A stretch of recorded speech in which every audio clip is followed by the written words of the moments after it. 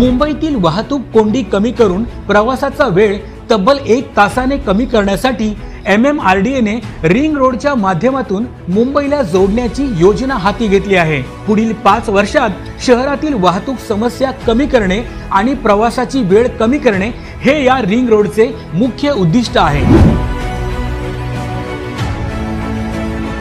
MMRDA ने या ring रोडसाठी 58,000 कोटी रुपये मंजूर केले आहेत। या योजनेतून 90 किलोमीटरपेक्षा जास्त लांबीचे रस्ते, पूल आणि बोगदे तयार केले जाणार आहेत।